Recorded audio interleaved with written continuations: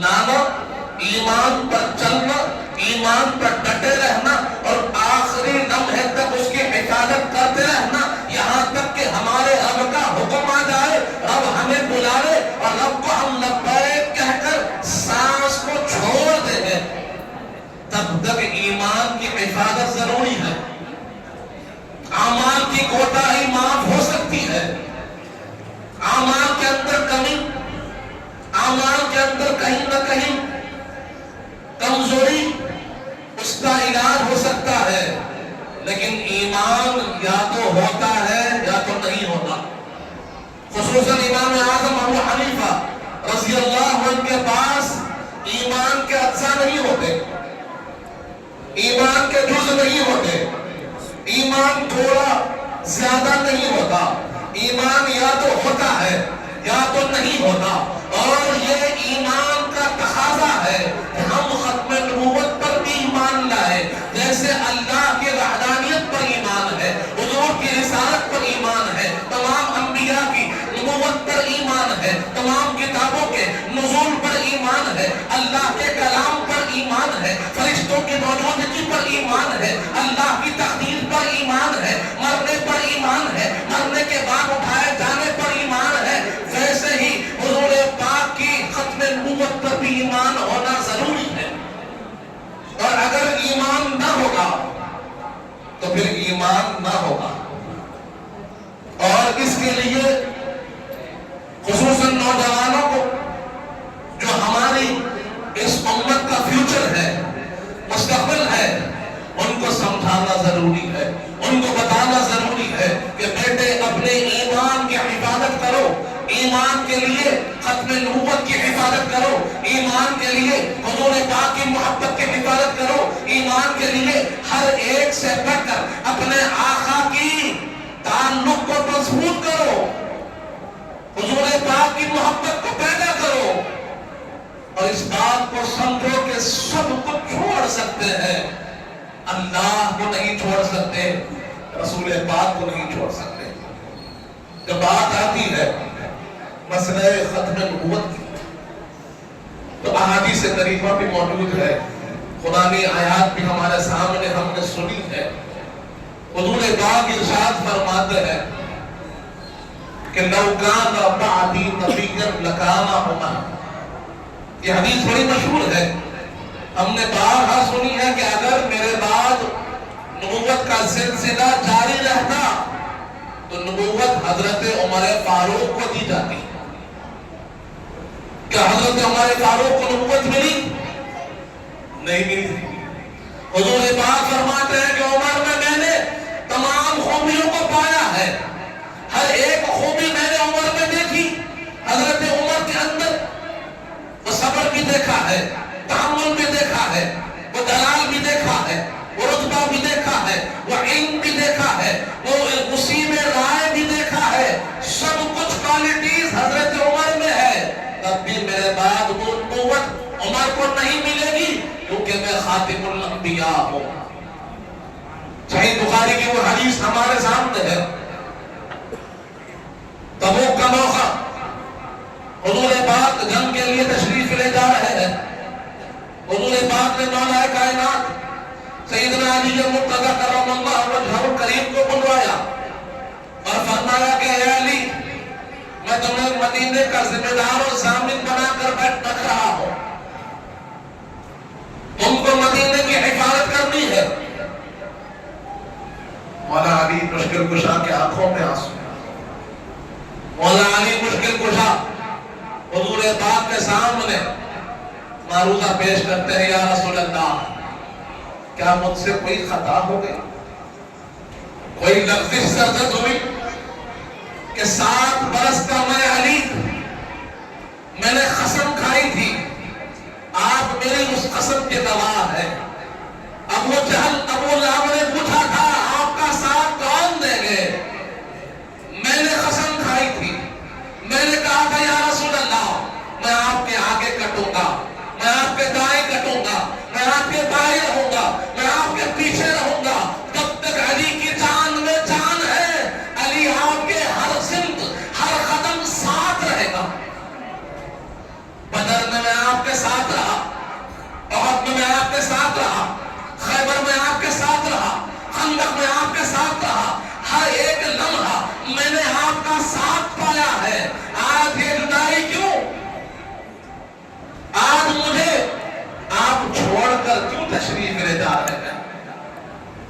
مجھ میں کوئی کمی کوئی کوتاہی، کیونکہ ہم جانتے ہیں مولا کائنات اسد اللہ ہے، حیدر کرار ہے۔ جس جنگ کے نقشے کو بدلنا ہوتا حضور پاک مولا علی کو بھیجتے کہ علی جاؤ، اللہ نے تمہارے ہاتھ فتح رکھی ہے۔ خیبر فتح ہوا، مولا علی کے ہاتھ فتح ہوا۔ خندق کا حال تبدیل ہوا، مولا علی کے ہاتھ تبدیل ہوا۔ بدر سے لے کر آخری سانس تک آپ دیکھتے ہیں کہ مولا علی مشکل کشا نے اپنا کردار نبھایا۔ اب اس جنگ میں اتنی بڑی جنگ اور حضور پاک مولا علی مدینے میں چھوڑے جا رہے ہیں۔ مولا علی نے عرض کیا یا رسول اللہ، عورتوں اور بچوں میں مجھے چھوڑے جا رہے ہیں، دشمنوں کے درغے میں آپ تشریف لے جا رہے ہیں، میرا ایمان، میری حمیت، میری غیرت کسے گوارا نہیں کرتی، میں جدائی برداشت نہیں کر سکتا، آپ مجھے بتائیے مجھے کیوں چھوڑ رہے ہیں؟ اس پر حضور پاک نے فرمایا اے علی، کیا تم اس بات سے راضی نہیں کہ جیسے حضرت موسیٰ علیہ السلام کے پاس حضرت ہارون کا مقام تھا، میرے پاس تمہارا وہی مقام ہے، میرے پاس وہی مقام ہے جو موسیٰ کے پاس ہارون کا تھا، لیکن جان لو کہ میرے بعد کوئی نبوت نہیں، میرے بعد کوئی نبی نہیں۔ جب مولا علی مشکل کشا نبی نہ بنے تو کوئی اور کیسے نبی کا نبوت کا دعویٰ کر سکتا ہے؟ حضور پاک نے واضح طور پر فرما دیا، حضور پاک نے فرمایا انا خاتم الانبیاء لا نبی بعدی، انا خاتم الرسل لا رسول بعدی، کہ میں خاتم الانبیاء ہوں، میرے بعد کوئی نبی نہیں، میں خاتم الرسل ہوں، میرے بعد کوئی رسول آ ہی نہیں سکتا۔ حضرت عزیز واضح الفاظ میں سرور کائنات کے اس بات کو سمجھا دیا، اور ہم دیکھتے کیا ہے کہ مثالوں کے ذریعے حضور پاک نے سمجھا دیا، شخصیات کے ذریعے حضور پاک نے سمجھا دیا۔ حضرت عمر فاروق کو بتایا، مولا علی مشکل کشا کو بتایا کہ یہ باصلاحیت لوگ، میرے تربیت یافتہ لوگ، جن کی صبح شام میرے قدموں پہ چلتی ہے، میرے سائے میں جو زندگی گزارتے ہیں، میرے تربیت پانے والے لوگ، جب نبوت کے لیے اللہ انہیں نہیں چن سکتا تو کسی اور کو بھی نبوت نہیں ملے گی، کیونکہ میں خاتم الانبیاء۔ برادران عزیز، ان تمام چیزوں کو سمجھانے کے بعد ہم دیکھتے ہیں کہ پھر فتنے اٹھے۔ حضور پاک نے تبھی فرما دیا تھا، وہ غیب کا نبی جانتے تھے کہ کیا ہونے والا ہے، حضور پاک جانتے تھے فتنے اٹھیں گے۔ حضور پاک نے فرما دیا میرے بعد کذابون دجالون آئیں گے، جھوٹے اٹھیں گے، کوئی نبوت کا دعویٰ کرے گا، کوئی رسالت کا دعویٰ کرے گا، اور جو کوئی یہ دعوے دار ہوگا وہ دین سے باہر ہوگا، اس کا دین سے کوئی تعلق نہیں ہوگا۔ برادران عزیز، ہم نے سنا جب مسلمہ کذاب نے دعوی نبوت کیا، حضرت صدیق اکبر کھڑے ہو گئے اور آپ نے اس کا جم کر مقابلہ کیا، اس فتنے کو آپ نے دفن کر دیا۔ لیکن حضور پاک کی پیشن گوئی تھی کہ حضور پاک نے فرما دیا تھا کہ قیامت سے پہلے لوگ اٹھیں گے، یہ دعوے کریں گے، اور ان کے اس مکر سے تم کو بچنا ہوگا۔ برادران عزیز، ہم نے دیکھا یہ دکن کی سرزمین بڑی زرخیز ہے، ہر شخص یہاں سے کچھ نہ کچھ حاصل کرنا ہی چاہتا ہے، اور اگر حسن نیت سے آئے تو اسے خوب ملتا بھی ہے، کیونکہ ہم دیکھتے ہیں کہ ایک طرف بابا صاحب قبلہ ہے، ایک طرف حضرات یوسفین ہے، ایک طرف ہم نے دیکھا ہے تو کہیں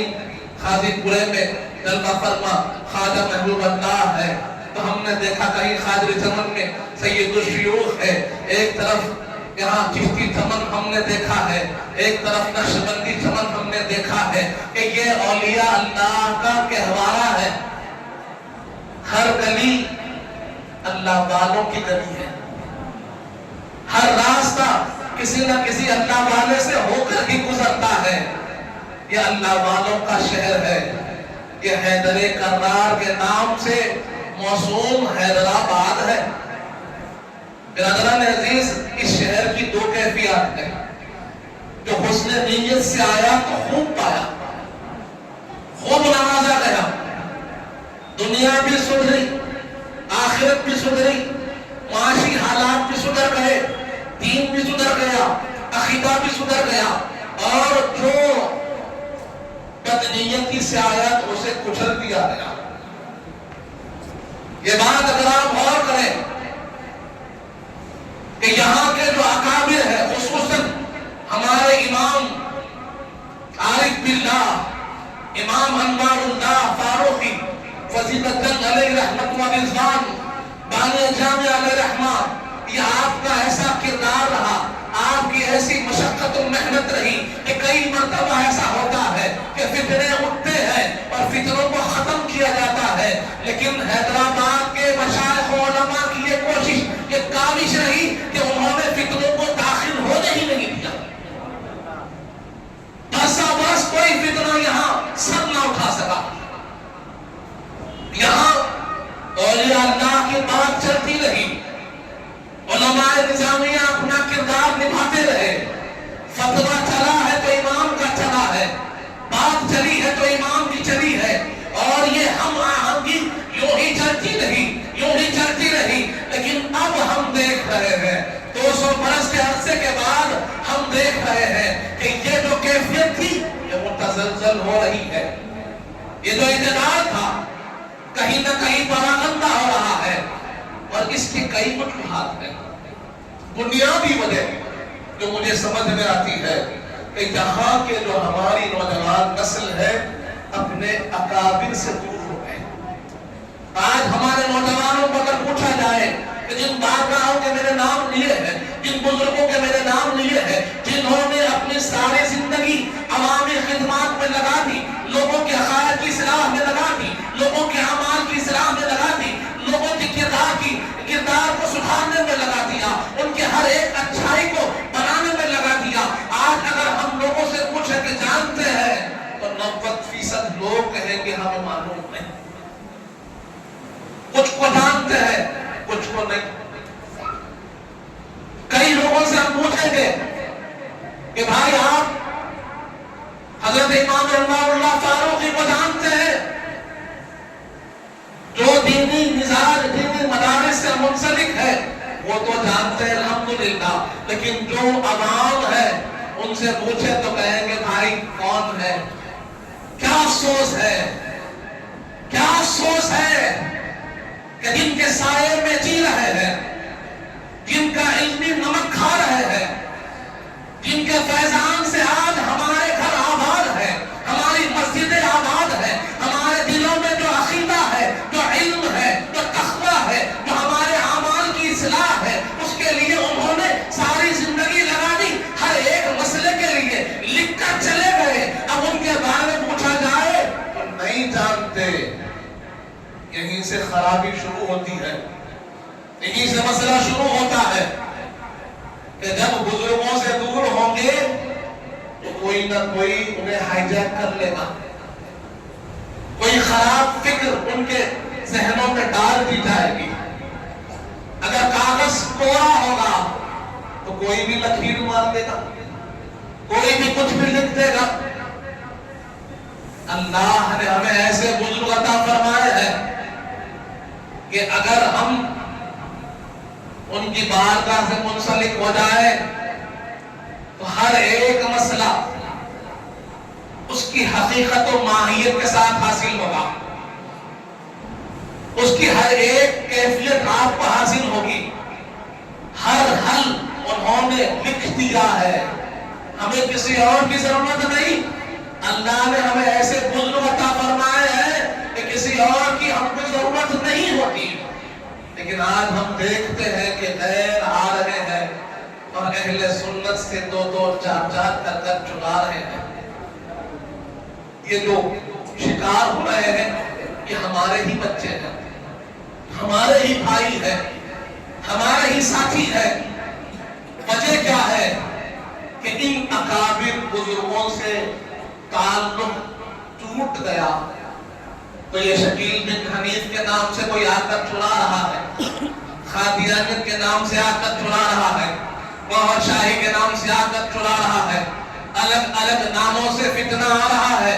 ہمارے نوجوانوں کو کھینچ کر لے جا رہا ہے، اور ہم ہے کہ افسوس پر افسوس کیے جا رہے ہیں۔ لیکن یہ وقت افسوس کا نہیں ہے، یہ افسوس کے وقت کی بات نہیں، اب کام کی ضرورت ہے، ہمیں جاگنے کی ضرورت ہے، ہمیں وقت نکالنے کی ضرورت ہے، ہمیں اپنے نوجوان نسل کے لیے محنت و مشقت کرنے کی ضرورت ہے، انہیں سمجھانے کے لیے مراکز قائم کرنے کی ضرورت ہے، اور جو لوگ کام کر رہے ہیں ان کو مضبوط کرنے کی ضرورت ہے۔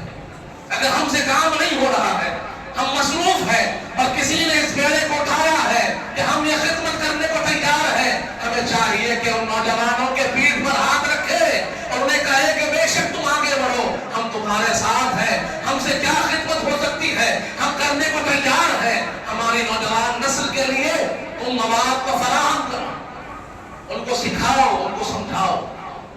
برادران عزیز، حضور پاک صلی اللہ علیہ وآلہ وسلم، حضور پاک کے خصوصیات میں یہ خصوصیت بھی ہے کہ سرور کائنات فرماتے ہیں کہ میں سارے عالمین کے لیے بھیجا گیا ہوں۔ اس کی دلیل ہم کو قرآن میں بھی ملتی ہے۔ اللہ فرماتا ہے وَمَا أَرْسَلْنَاكَ إِلَّا رَحْمَةً لِلْعَالَمِينَ، اے حبیب ہم نے آپ کو سارے عالمین کے لیے بھیجا ہے، سارے عالمین کے لیے آپ رحمت بن کر تشریف لائے ہیں۔ اور حضور فرماتے ہیں کافۃ للناس، کہ ساری انسانیت کے لیے رب نے مجھے کافی کر دیا ہے، اب کسی اور کی ضرورت نہیں ہے۔ سابق امت آتی تھی، سابق انبیاء تشریف لاتے تھے تو کوئی ایک خطے کے لیے، کوئی ایک حصے کے لیے، کوئی ایک قوم کے لیے تشریف لاتے تھے، ایک ایک قوم کے لیے ایک ایک نبی کو بھیجا جاتا تھا، ایک زمینی حصے کے لیے نبی کو بھیجا جاتا تھا، اور وہ اپنے حصے پر اپنی قوم پر کام کرتے تھے۔ اسی لیے ہم نے دیکھا ہے کہ ایک ہی وقت میں کئی انبیاء بھی موجود رہے اور وہ اپنا کام کرتے رہے، لیکن جب سرور کائنات تشریف لائے، سید المرسلین تشریف لائے، تو آپ کافۃ للناس بن کر تشریف لائے، آپ ایک آفاقی پیغام لے کر تشریف لائے۔ اب عرب ہو کہ عجم ہو، دنیا کا ہر خطہ آپ ہی کے پیغام پر چلے گا، آپ ہی کے حکم پر چلے گا۔ اب حکومت بھی آپ کی چلے گی،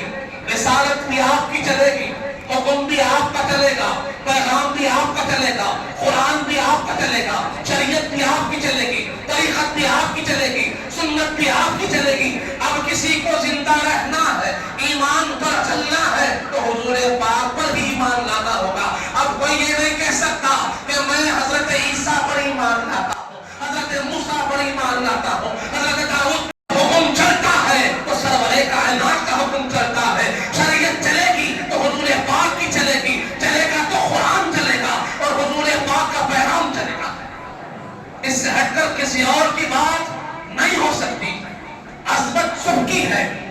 مقام سب کا ہے، جلال سب کا ہے، عزت سب کی ہے، سب پر ایمان ہے، لیکن جیسے حضور نے بتایا ویسا ایمان ہے، یہ بات کو سمجھنا اور سمجھانا ہوگا۔ برادران عزیز، اس بات کو اگر لوگ سمجھ لیں کہ اللہ نے حضور پاک کو ہم سب کے لیے بھیجا ہے، تو لوگ مطمئن ہو جائیں گے، کہیں اور دیکھنے کی ضرورت نہیں۔ ارے وہ کائنات کے نبی، وہ ذات گرامی کہ جن کے لیے انبیاء بھی خواہش کرتے ہوں اللہ کی بارگاہ میں حاضری اور اللہ کی بارگاہ میں معروضے پیش ہو رہے ہیں۔ کبھی حضرت موسیٰ عرض کر رہے ہیں، کبھی حضرت عیسیٰ عرض کر رہے ہیں کہ پروردگار ہمیں تیرے حبیب کا امتی بنا دے، ہم ان کی نصرت میں کھڑے ہونا چاہتے ہیں،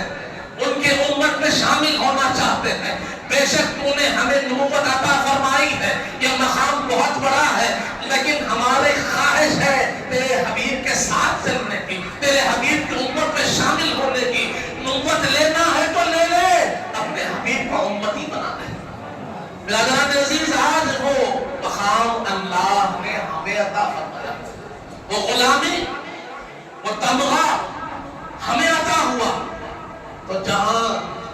پریویلیج ہے، جہاں مقام ہے، وہیں پر ذمہ داری بھی ہے، وہیں پر یہ ذمہ داری بھی ہے کہ ہم پھر حضور پاک کی عظمت کے پہرے دار ہو جائیں، حضور پاک کے احکام کے پہرے دار ہو جائیں، حضور پاک کی خصوصیات میں جہاں کافۃ للناس ہے وہاں پر خاتم الانبیاء بھی ہے۔ حضور پاک نے ارشاد فرمایا کہ میں خاتم الانبیاء ہوں۔ اب لوگوں نے اسے دو طریقے سے پڑھا، اور یہیں پر یہ الفاظ کا جو کھیل ہوتا ہے،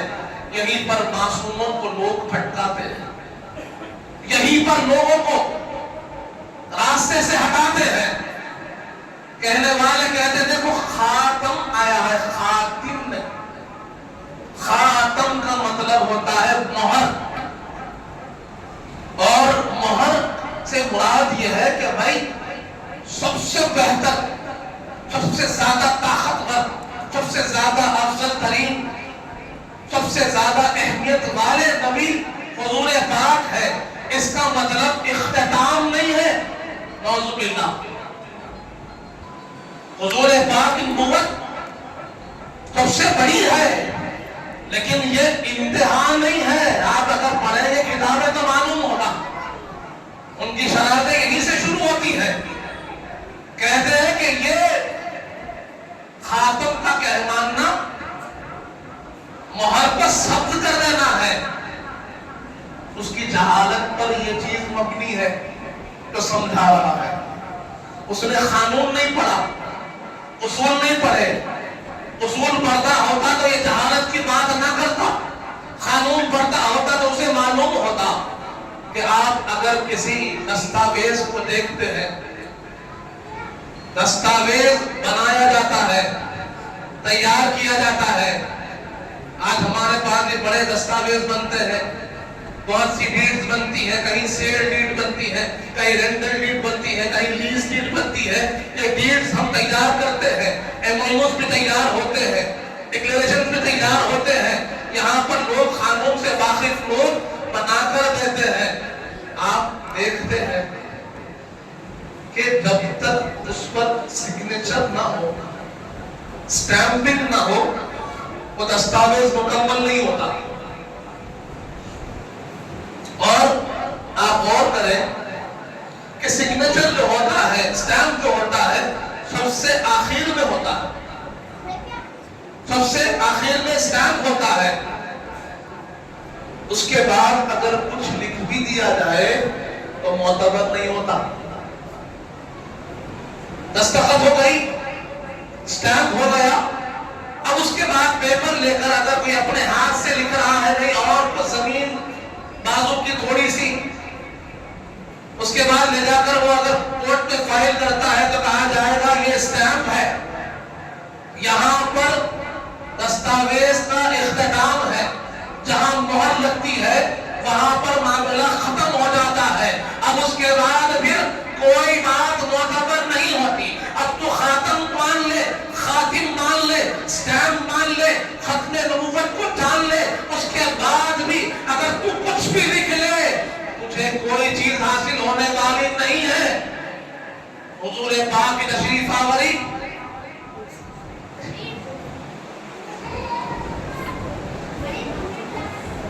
درود پاک پڑھ لیجیے، اللہم صلی علی سیدنا محمد وعلی آل سیدنا محمد وبارک وسلم۔ برادران عزیز، تو اگر آپ خاتم کے معنی بھی لیں گے تو معنی آخر کے ہوں گے، خاتم کے معنی بھی لیں گے تو معنی اختتام کے ہوں گے، کیونکہ آپ سٹیمپ بھی آخر میں لگاتے ہیں اور اس کے بعد کوئی چیز معتبر نہیں ہوتی۔ اور حضور پاک نے واضح طور پر فرما دیا ہے اب میرے بعد نہ کوئی نبی آئے گا نہ رسول آئے گا، ہاں اگر تم میرا فیضان چاہتے ہی ہو تو پھر میرے قوم، میری امت کے جو اولیاء ہے، میری امت کے جو علماء ہے وہ میرے ورثاء ہے، ان سے میرا فیضان چلے گا، ان کے ذریعے سے میرا فیض ملے گا۔ اب دین کی خدمت ان کے ذمہ ہے، وہ تمہیں دین پہنچائیں گے، وہ تمہیں سمجھائیں گے صحیح کیا ہے غلط کیا ہے۔ برادران عزیز، نوجوانوں کو یہ بات سمجھانا ہوگا، جیسے آپ نے جانا ایک فتنہ فتنہ قادیانیت کا ہے، ایک فتنہ شکیل بن حنیف کا ہے، تو ایک اور فتنہ نکلا ہے گوہر شاہی کے نام سے، وہ چاند میں صورت دکھائی جا رہی ہے، 10 بارے قرآن کے اور بتائے جا رہے ہیں، قرآن کی تفسیر کو توڑ مروڑ کر پیش کیا جا رہا ہے، قرآن کے الفاظ کے معنی سے کھیلا جا رہا ہے، اور زبان کیونکہ چرب ہے، زبان کے اندر وہ اس کے اندر لچک ہے، ان لوگوں کے ذہنوں کو کھیل رہا ہے، اور سب سے پہلے حضور پاک کی محبت کی بات کر رہا ہے، اس کے بعد اہل بیت اطہار کی محبت کی بات کر رہا ہے، خلفائے راشدین کی عظمت کی بات کر رہا ہے، کرتے کرتے لوگوں کے ذہنوں کو توہر شاہی کی طرف موڑ رہا۔ یہ فتنے سے بچنے کی ضرورت ہے۔ آج انٹرنیٹ کے زمانے میں جہاں پر اس کی اچھائیاں ہیں برائیاں زیادہ ہے، سوشل میڈیا پر ہم دیکھ رہے ہیں نوجوان نسل ہمارے گھر میں بیٹھی ہوئی ہماری مائیں ہماری بہنیں اس کو سن کر گمراہ ہو رہی ہے۔ برادران عزیز، ان کو سمجھانا ہوگا، چاہے کتنے ہی الفاظ ہی وہ کر لے، کتنا ہی میٹھا وہ بول دے، کتنا ہی اچھائی سے بات کو سمجھائے، یہ عقیدہ اٹل ہے، اٹوٹ ہے، اس میں کوئی فرق نہیں آ سکتا، اس سے کوئی ہٹ نہیں سکتا کہ حضور پاک کے بعد نہ کوئی نبی ہوگا نہ کوئی رسول ہوگا، کسی نام سے آئے وہ گمراہ ہے، وہ دجال ہے، وہ قذاب ہے۔ اس بات کو سخت کر دینا ہوگا، سمجھانا ہوگا لوگوں کو، ورنہ ایمان پر ڈاکے ہے۔ برادران عزیز، اگر اب نہ سدھارا جائے گا تو بگاڑ اور بڑھ جائے گا۔ اسی لیے یہی معروضہ ہے کہ کوشش کو جاری رکھا جائے، لوگوں کو باشعور باعلم بنایا جائے، باعمل بنایا جائے۔ دوسری بات یہ ہے کہ ہمارا جو مزاج ہے، خصوصاً جیسے میں نے عرض کیا ہے اولیاء اللہ کا مزاج، ہمارے یہاں کے علماء کا مزاج، ہمارے بانی ہمارے امام کا مزاج، یہ اعتدالی مزاج ہے۔ ان کے اندر تشدد نہیں ہے، سختی نہیں ہے۔ میں نے اس سے پہلے بھی کہیں عرض کیا، آپ اپنے عقیدے کو پتھر کی طرح بنائیے، لیکن پتھر یہ جو بچھا ہوا پتھر ہے ویسے سخت ہو، نوکیلا پتھر نہ، نوکیلا پتھر نہ بنائیے، آپ پتھر کی طرح مضبوط رہیے، عقیدے میں کوئی کمزوری نہیں، لیکن دوسروں کو چبھنا بھی نہیں، اپنی بات کو بالکل اچھائی کے ساتھ، مضبوطی کے ساتھ، سچائی کے ساتھ، دلائل کے ساتھ پیش کیجیے، اور لوگوں کو جوڑنے کا کام کیجیے، توڑنے کا کام نہیں۔ ہمارے بزرگوں نے ہمیشہ جوڑنے کا کام کیا ہے، جو غیر ہے ان کو بلایا ہے، سمجھایا ہے، ان کو بتایا ہے غلطی کیا ہے، انہوں نے غلطی کو دور کیا ہے، خرابی کو دور کیا ہے، خراب شخص کو دور نہیں کیا۔ یہ اصلاح کا پہلو ہمارے اندر پیدا ہو، عقیدے میں مضبوطی ضروری ہے، اس کے ساتھ لوگوں کی اصلاح بھی ضروری ہے، لوگوں کو صحیح راہ پر لانا بھی ضروری ہے، ان تک صحیح علم پہنچانا بھی ضروری ہے۔ برادران عزیز، تو ہمیں سب سے پہلے اس مسئلے کی حقیقت کو سمجھنا چاہیے، خرابیاں اور ان کا مکر و فریب کیا ہے اس کو جانیے، اور اس کا جواب کیا ہے، حقیقت کیا ہے، کیسے جواب دیا جائے وہ بھی سیکھنے کی ضرورت ہے، تاکہ لوگوں کو سمجھانے میں آسانی ہو۔ میں سمجھتا ہوں کہ میں نے بہت زیادہ وقت لے لیا ہے، اب ہماری کارروائی کا آغاز ہوگا۔ انشاءاللہ میں اپنی بات کو انہی چند کلمات کے ساتھ ختم کرتا ہوں۔ وآخر دعوانا الحمدللہ رب العالمین۔ سرکار آپ کا محتاج کرم ہے، نسبت کی قسم ہے، نسبت کی قسم ہے۔